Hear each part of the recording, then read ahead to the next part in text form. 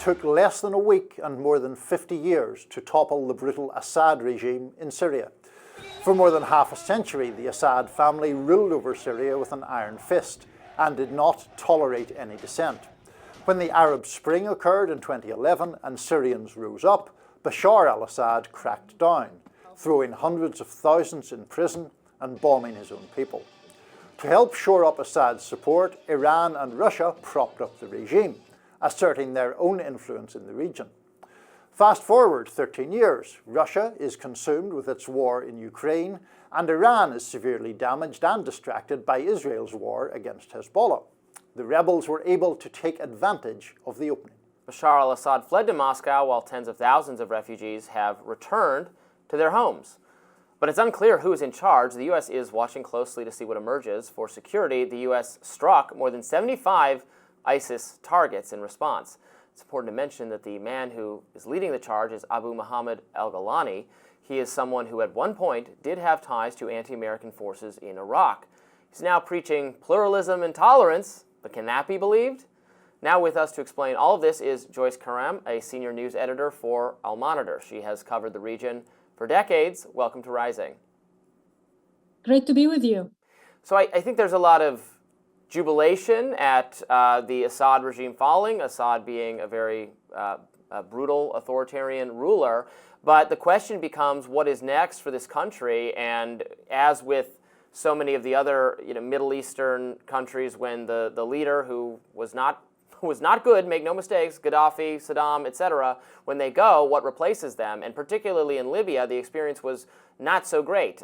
What are we expecting to see here?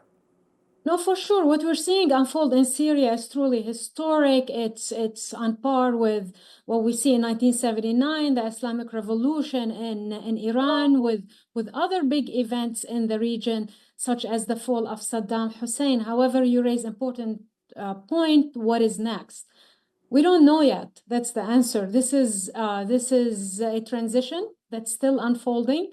This is a splintered opposition. There are different groups, armed groups in Syria that control different areas.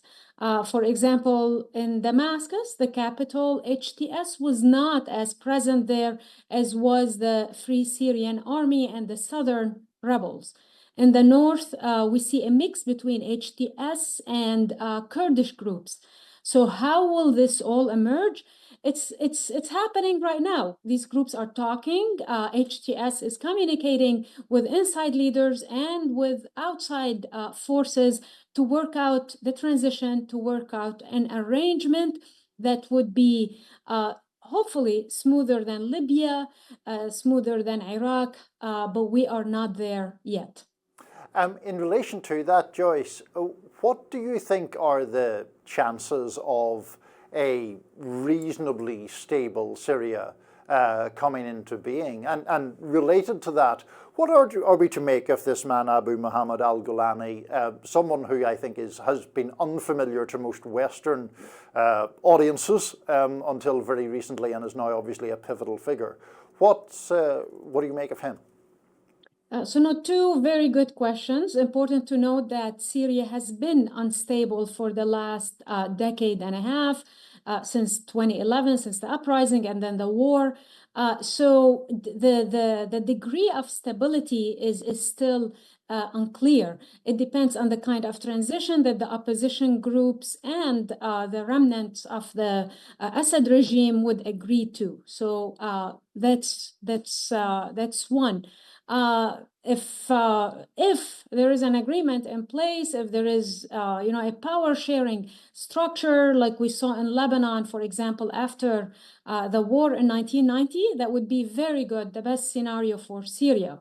If there is more fragmentation, if there is more infighting, then yes, you're absolutely correct. We're looking closer at scenarios closer to Libya, closer to Iraq.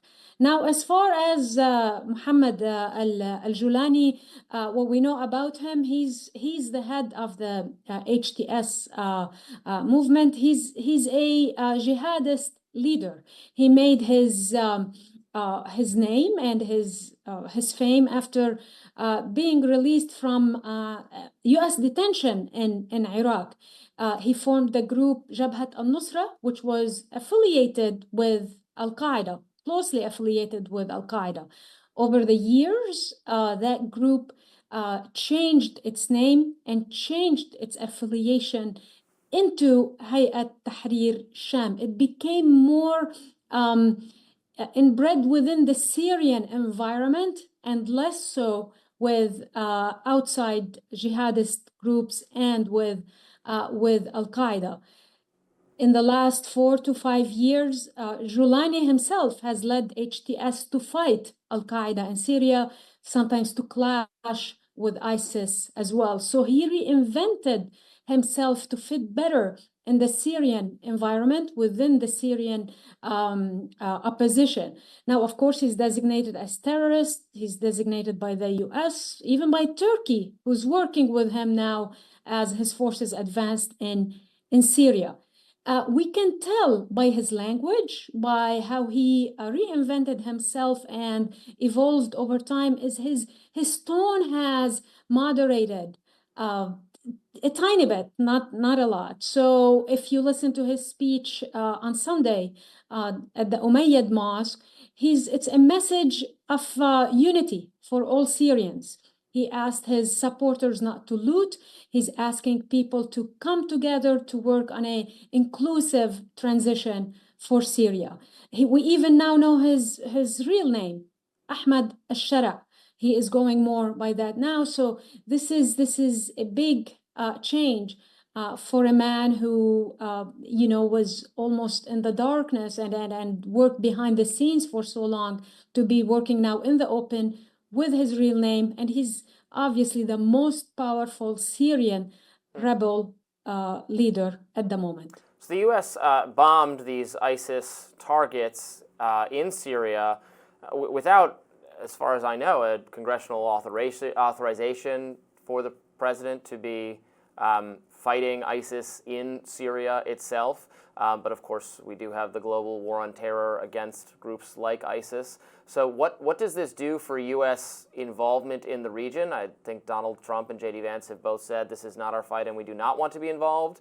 There is a suspicion, a growing suspicion, I think, among certainly Republican lawmakers and maybe many of the citizens about being more involved in this region in general, that this has not worked out to our advantage. But because we do have an authorization or a mandate to fight ISIS, is that what's to come here? It looks like that's the U.S. priority now in addressing the situation in Syria.